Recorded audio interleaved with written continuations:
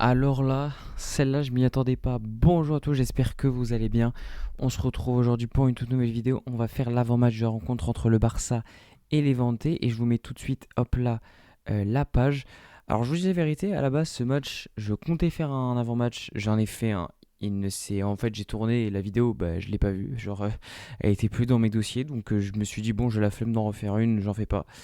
Et au final, qu'est-ce qui s'est passé? Hop là, regardez, non mais regardez, je vous jure, c'est une folie. Liga, tac, et oui, vous le voyez, hop là, défaite du Real Madrid face à Osasuna.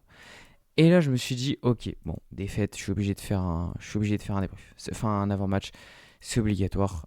Du coup, avant-match, juste avant, comme d'habitude, n'oubliez pas de vous abonner à la chaîne.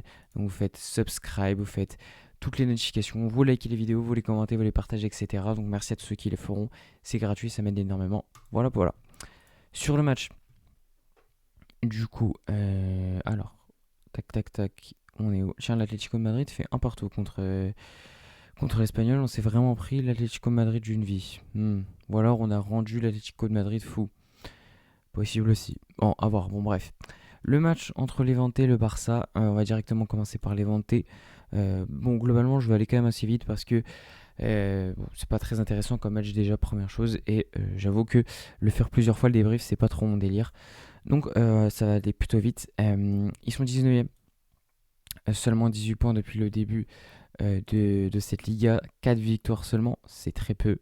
Et ils sont sur 3 défaites d'affilée. Comme ça au moins, ça c'est clair. Surtout qu'en plus, dans ces défaites, bon, t'as Villarreal, mais te prendre 4-2 par l'Atlético c'est fort. Enfin, l'Athletic Club plutôt c'est fort. Et 2-0 par Valence, faut le faire aussi. Au niveau des joueurs, bon, j'avais déjà fait la vidéo donc je sais sur qui m'attarder. J'en connais que 3, c'est les 3 là. Voilà, les 3 premiers. Ivan Romero, qui reste un joueur acceptable. José Luis Morales, bien évidemment, lui vous le connaissez. Excellent, vraiment excellent joueur. Enfin, à l'époque, quand il était encore jeune, voilà. Légende ultime, je pense que c'est la plus grande légende de Levante, pour être 100% honnête. Ouais, regardez, 12 buts, 10 buts, 15 buts, 13 buts, 14 buts. Donc chaque année, il est là pour nous saouler. José Luis Morales, voilà. Et enfin, le plus connu, c'est lui, c'est Eta Young, qui vaut 22 millions d'euros, 21. Lui, il est connu parce que le Barça le piste. Bon, normalement, ça devrait être mort parce que 22 millions d'euros, ça coûte un peu cher. Il vient de Villarreal et il est plutôt pas mal, faut le dire. Mais pour un mec qui vaut 22 millions, que 6 buts entre guillemets, ça fait mal. Et 3 passes décisives quand même. Ça reste un bon espoir, mais pour son prix, c'est beaucoup trop cher. Moins de 10-15 millions, ça aurait été intéressant. Là, je pense que c'est tout simplement pas le projet pour être 100% honnête. Donc même si ça reste un bon joueur, et c'est clairement lui qui va être le plus effrayant du côté de Levante et sur lequel on doit faire le plus attention. Bon, clairement, on va pas le recruter puisque trop cher. Voilà. Ensuite, niveau statistique, Levante a joué 24 buts, 24 matchs, en a encaissé 26, 41 et en a mis 26. Ça fait 1,1 but mis par match et 1,5 encaissé. Donc une équipe qui marque très très peu de buts, vraiment très très peu. On est légèrement au-dessus des 1 par match. Et par contre, qui encaisse, on est quasiment à 2. Donc, clairement, les équipes qu'on aime. Avant de parler du match de cette rencontre, je vais d'abord vous montrer les petites infos. La première, c'est Joao Cancelo n'a joué que 13 minutes lors des 3 derniers matchs de championnat. Personnellement, ça me dérange parce que Joao Cancelo était quand même venu à la base pour jouer, pour suppléer et faire souffler Koundé et Baldé. Et d'un, il ne souffle pas. Et de deux, il était même prévu pour pourquoi pas jouer en tant que titulaire. Et au final, pas du tout. 13 minutes sur les 3 derniers matchs, c'est catastrophique. Depuis son arrivée, il a quand même pas beaucoup joué. Donc moi, pour moi, euh, à l'heure actuelle, oui, c'est vrai que Cancelo n'a pas montré un niveau stratosphérique, mais seulement ce qu'il a joué depuis le début, j'aime pas la gestion. Franchement, j'aime pas la gestion pour être 100% honnête. Ensuite, durant l'été 2023, Matteo Alemani avait pratiquement conclu un échange avec le PSG pour Gavi en échange de Verratti et Fabien Ruiz, mais Deco et le joueur lui-même ont refusé. Alors, pour ceux qui ne savent pas, Matteo Alemani, du coup, c'est notre ancien directeur sportif. C'est lui notamment qui a ramené Rafinha, Koundé, Lewandowski, etc., etc. Et il avait déjà été directeur sportif du Barça avant ça. Bon, l'échange factuellement Verratti, c'était de la merde, mais voilà. Par contre, Fabien Ruiz, au final, bon, ça s'est révélé être un des meilleurs milieux d'Europe, on va pas se mentir. Et il a même fait un top Ballon d'Or, top 30 du Ballon d'Or.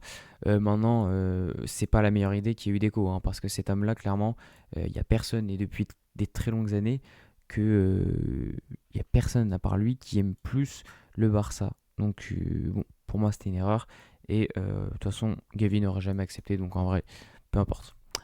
Ensuite, l'Inter Milan s'intéresse également à Alejandro Balde. Alors, cette info fait suite au fait que l'Inter Milan, enfin que c'était le Manchester United qui s'intéressait à Alejandro Balde. Alors, Manchester United, j'avais dit non, c'était à peu près 40 millions, tout simplement pourquoi? Parce que on n'a pas de remplaçant, ça reste une bonne pépite, 40 millions c'est très peu, et puis bon, bah t'as qui après, voilà. Donc il y avait beaucoup de problèmes pour l'Inter Milan, pour ce club de cons, encore moins, hein. Je pense que j'ai même pas besoin de le dire, c'est non. Et enfin, la dernière info, c'est le FC Barcelone a clairement pris ses distances avec la perspective de recruter Nico Schlotterbeck en interne le mot d'ordre et que le Real Madrid le prenne s'il le veut, car le Barça ne fera aucune offre. Pour moi, l'erreur elle est monumentale. Déjà, hormis le fait que ça reste un excellent joueur pour moi qui a des qualités, mais 100% dans le style de Flick. Euh, Flick l'aime beaucoup et pourtant on va pas sur lui, donc je comprends pas. Pour moi, c'est une erreur. Et en plus, on aggrave avec le fait de dire si le Real Madrid le veut, prenez-le. Pour moi, c'est une erreur complète et on se trompe complètement sur ce dossier, mais bon, c'est pas grave. Comme d'habitude, c'est pas la première dinguerie qu'on a fait. Ensuite, sur le match, du coup, en fait, je pourrais faire un avant-match et vous dire la même chose à chaque fois, c'est-à-dire l'efficacité, les entames de match et la défense. Vraiment, je peux venir vous dire toujours la même chose. Et bien évidemment, l'arbitrage. Alors, il me semble que c'est pas le pire. Javier, ouais, j'arrive même pas à prononcer son nom de con. 163 matchs, 58 penalties, à voir pour qui. Ah, on peut voir les matchs qu'ils ont arbitrés récemment, c'est intéressant. Le dernier match qu'il avait arbitré, c'est contre le Barça, il n'y avait pas de dinguerie, franchement, il avait plutôt bien arbitré.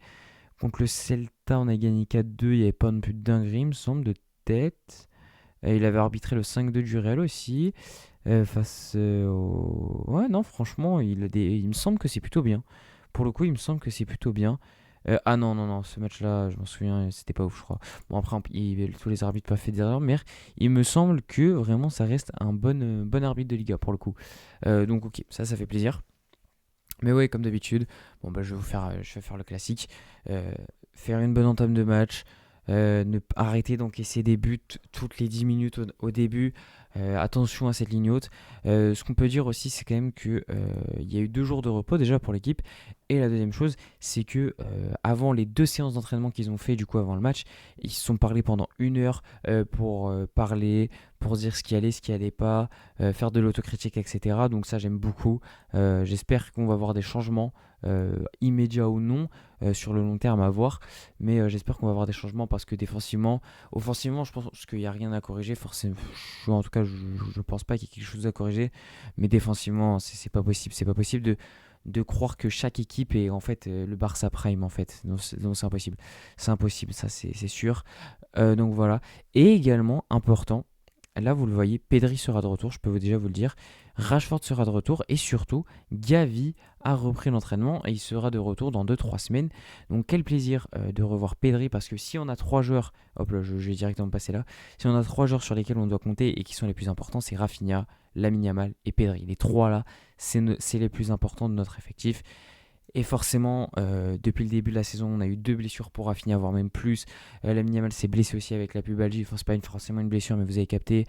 Pedri s'est blessé 2 fois. Bref, on n'a vraiment pas eu de chance. C'est nos 3 éléments les plus importants et les 2 se sont blessés euh, au moins une fois, voire plus. Donc, c'est vrai qu'on n'a pas eu de chance. On a aussi le retour de Rashford, il ne sera pas titulaire. Et du coup, Gavi qui va faire son retour. Là, ça va être un bonheur, hein, je vous dis, ça va être un bonheur de le revoir. Mais il faut attendre encore un peu. Donc voilà. Sur la compo, du coup, pour le 11 idéal. Tac, ça c'est la compo du match dernier. Je le remets un peu bien. Voilà, c'était plutôt dans ce sens-là. Du coup, moi, ce que je fais, ça va être très très simple. Je laisse Eric Garcia et Koubarsi et bien évidemment Johan Garcia. Là, ce que je fais, c'est que je mets Joao Cancelo à droite parce que Koundé, il a besoin de se reposer un peu. Et je remets Baldé à gauche. Comme ça, on fait Joao Cancelo plus Baldé joue. Donc moi, ça me va. Gérard Martin n'a pas fait un match exécrable hein, contre Girona, même si c'était pas la dernière du siècle. Ensuite, je mets De Jong en numéro 8 parce que je décide de mettre Marc Bernal en numéro 6 avec un double pivot, vous en avez l'habitude. Et du coup, je laisse Firmino en numéro 10. Et enfin en attaque, Lamine Yamal, Ferran Torres et Rafinha. Là je change rien.